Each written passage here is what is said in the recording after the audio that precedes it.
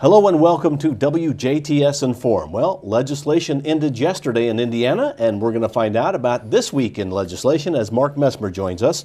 Mark is a state representative representing District 63. Mark, welcome to the show. Great to be here again. It's good to have you every Friday talking about things that happened this week, and now it's done, and I think you said it ended at 10 o'clock last night. About 10:30 till we finally got out of there last night. So yeah, it was a late night getting home, but nice to be done. We got done a day early, and we could have been in session yet today, but we worked late a couple nights in a row to make sure we got done a little quicker.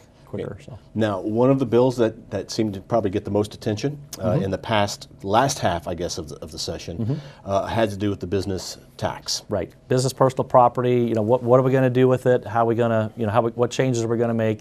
And really, a couple of the components that ended up in we had House Bill 1001 and Senate Bill 1. One of those components was actually part of a bill that I had in 2011 when we did we called it enhanced abatements, where we allow ultimate flexibility, with local units of government to award up to 10 years of abatements, depending on, depending on the number of jobs, the size of investment, the pay rate of the jobs, reuse of existing infrastructure. Then they could set up a point system, which Du Bois County has done and used effectively the last few years. Part of that bill that I had that year was phasing out on new equipment, the business personal property, the equipment that's in a building is what they call personal property for that. The Senate didn't like that part of it. Then they took it out of that House Bill 1007 in 2011, and we just kept looking at, okay, how are we gonna do that to make it the maximum flexibility. So what we ended up this year is county by county they can choose, and they need to just do some fiscal analysis. Most counties, the range of impact on business personal property is from 0.2% in about a fourth of the counties, up to the maximum county was Howard County, where GM has around Kokomo, 4.5% of their overall budget. So what a county needs to do is look at, and they may decide they just can't afford to do it, or they don't want to cause shifting to other tax categories. Look at their assessed value growth year to year. I mean, go back the last 5 years, the last 10 years. How much has our assessed value in our county grown? From one year to the next. And if it's been 1% to 2%, and taking business personal property, out of your mix, drops you from 0.2 to 1%. If you take 1% of it off, and you're growing 1% to 2% a year, you may never see any impact to your local budget.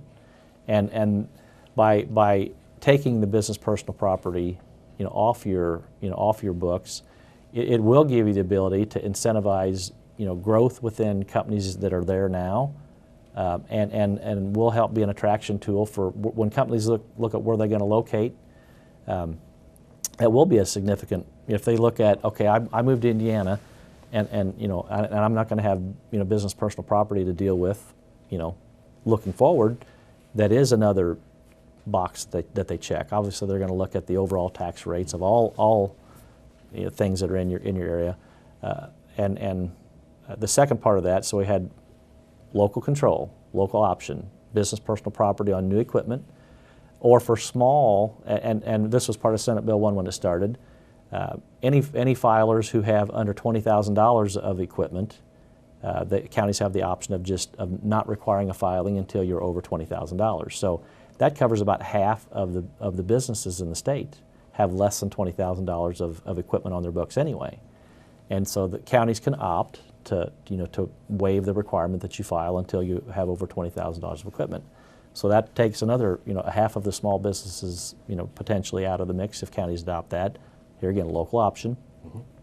And the third option that we had in that was part of my House Bill 1007 was allowing up to 10 years of abatement. On the equipment portion of that, we're going to allow them, if they choose, to exempt that business personal property in that abatement schedule up front, out to 20 years on the new equipment. So 3 components of that are all local choice. They can pick or choose all of them or none of them. And really the most important aspect of that really got overlooked when people were so focused in on on business personal property.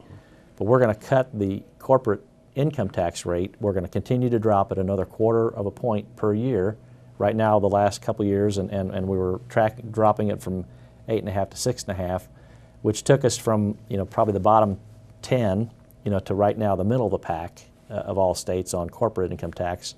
We're going to continue to drop that down to 4.9% over the next 10 years, which will put us in the top 2 in the country on corporate income tax rates. Now, the governor, when he first started, obviously wanted a great big sweeping. But that's, I think sometimes in politics, that's the way you do. This is what I Throw want, it out there. knowing that we trim it down to being this. Yeah, okay. yeah. So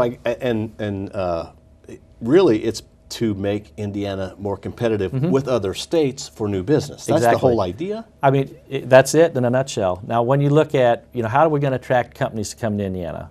We don't have mountains. We don't have oceans.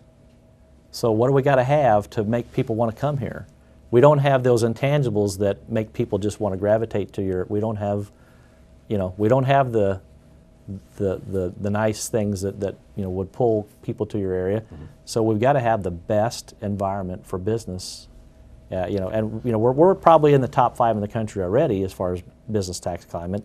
But we got to keep looking at. I mean, to get people to want to come here, we've got to have, and we've got good infrastructure. And another one of the bills we continue to work on. We want to make sure we've got the best infrastructure we can, and we want to have the best tax environment. For companies to want to come here, because we don't have the other assets of mountains and oceans. So we've got to have the best sandbox for companies to, we've got to have the best place for people to want to come and grow their bit. Because most companies are multinational, multi-state. Well, where are they going to choose to locate their headquarters, to grow their business, and to make the best environment for the people that are here? This not only helps us attract new companies, it helps us support the people who have been in our communities and gives them, some advantages to, here again, we have national headquarters here in Du Bois County in the state of Indiana. They could grow their businesses in other parts of the country, other parts of the world. We want to try to make this the best place for them to grow that operation. So now, really, this is in local hands. And when you say local, because I know, school corporations were concerned about it, cities and towns were concerned about it, but now it's in local hands, or I guess it always was going to be in local hands, but who are the local hands? Who determines whether this abatement should be? Yeah. In each county, there's what they call a County Option Income Tax Board, a COIT board, and that is made up by your percentage of voting representation on that board is based on each city, each town, and then the county as a whole, so the commissioners get a voice in it. The mayors or the town councils in each of the, where they have Huntingburg, Holland, Ferdinand, Birdseye, Jasper, they all have representation on there based on population. And that's the board that will decide, can we afford to do this or not? Do we want to mess with it? In Southwest Indiana, I don't know that, every county will. I mean, I don't know that any county will, but and there was some concern that, well, counties would just compete against each other. They do on a daily basis already. Now, we want to try to work together, regionally, which, I don't know that in our area, all the counties might decide, we don't want to mess with it, or as a group, they may choose to, to tack some of this on. But there's already, with the flexibility and variety of use of that enhanced abatement program that we started, I don't know that any of the counties, but Du Bois County in our area have adopted that, but they've done it effectively. Now, it has passed, and it will take effect when? Those local options, those will take effect July 1, 2015. Okay, not this July, which a lot of times the laws are within 6 months. Okay. Now, part of that, we're also going to look at the overall property tax structure. There's going to be a Blue Ribbon Commission that'll meet this year, and they will go over all aspects of local property tax, deductions, exemptions, I mean, what are we doing? Is what we're doing, making sense? And doing that with, how do we improve, the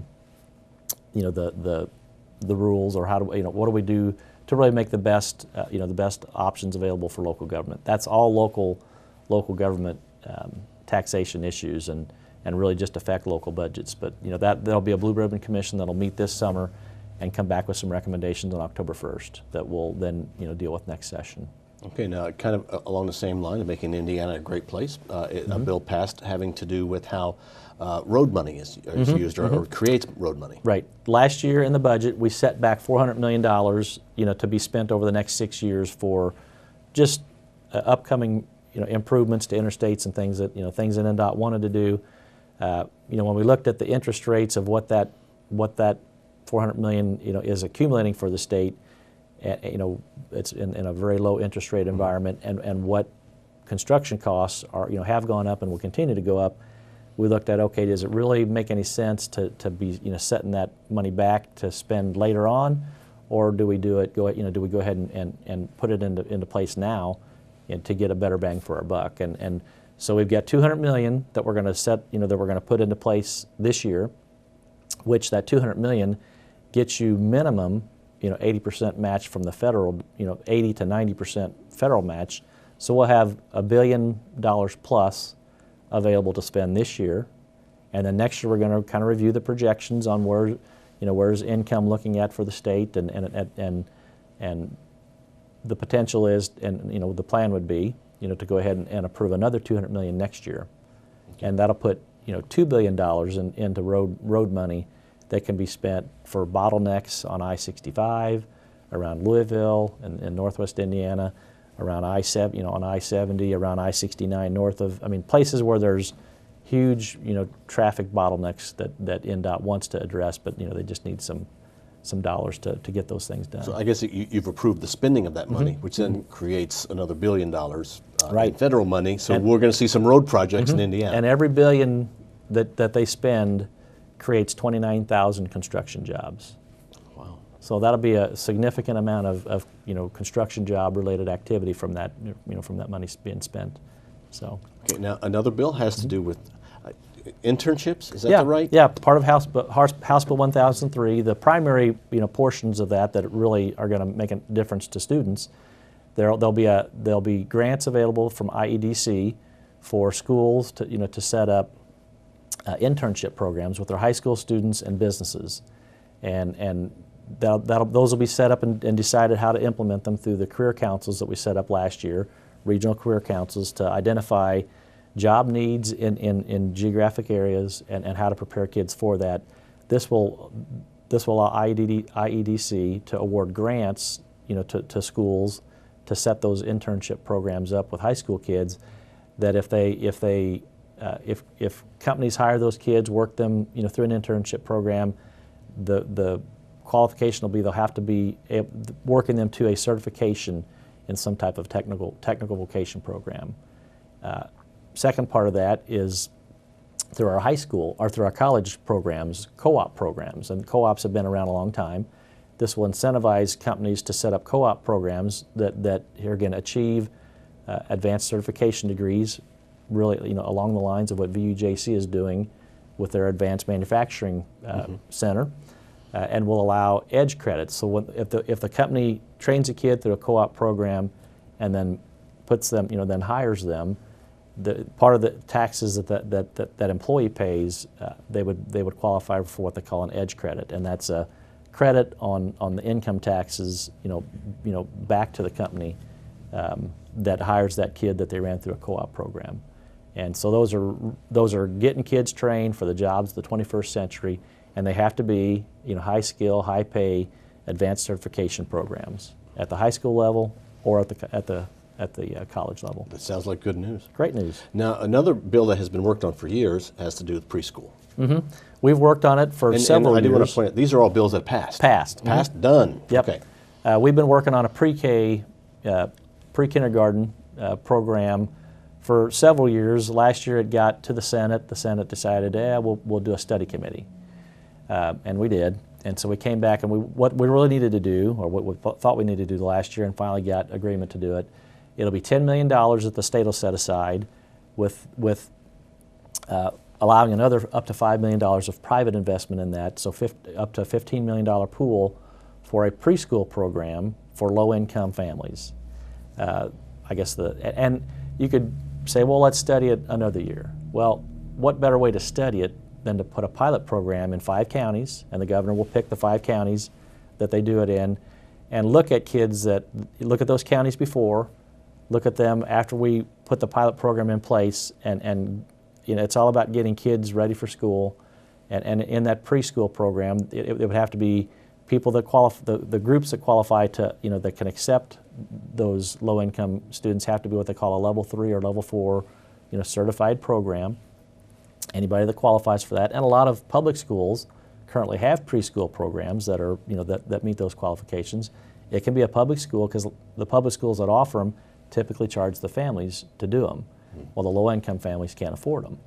So this would be families that are 127% of poverty level or below, which they said for a family of 4 would be about $30,000 or less. They would qualify to get a grant to send their kid to preschool in a certified program, and then we'll track those kids and we'll see, you know, of the school readiness when those kids get into elementary school.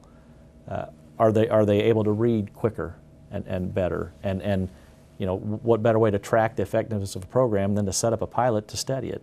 And that's what this will do. That'll set up the funding in place to get the pilot program going, so and we can get hands-on real data that can track, you know, these kids that enter the programs. Are they achieving better, you know, readiness for school? And then, you know, up to 3rd grade, the adage is you're teaching them to read, and then after 3rd grade, you know, you're reading to learn everything else. So I mean, your ability to read, really, you know, up through whether it's 1st grade to 3rd grade or kindergarten to 3rd grade or preschool to the better kids are ready and more prepared they are, you're learning to read to that point, and from then on, you're reading to learn, and it really sets the, you know, it sets the base for everything else you do the rest of your life. So it's been a long-term goal of Speaker Bosma's, and our House Education Committee for several years finally got that pushed through, and it'll be exciting to see, you know, where that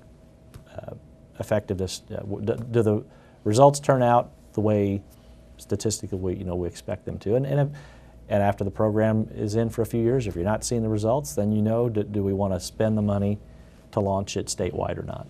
And that pilot program will start this coming school year, this coming August, I guess is what it is. In 5 counties, yet to be chosen? Yet to be chosen. They'll be announced sometime this summer. Okay. The governor, I'm sure, and ideally, you'd pick some urban areas, some rural areas, and some, pick counties that really represent, different types of environments that the kids are growing up in. Well, Mark, thank you very much for coming in and talking about what has happened in the legislation. We've enjoyed your visits every Friday. Well, thank you. And good luck with your future endeavors as you are running for State Senate. So you're going to move from one house to the next. Yep. If things work out for you. Very Mark, good. thank you very much for being our guest. You're welcome. And thank you for watching WJTS Inform. We are local people watching local people.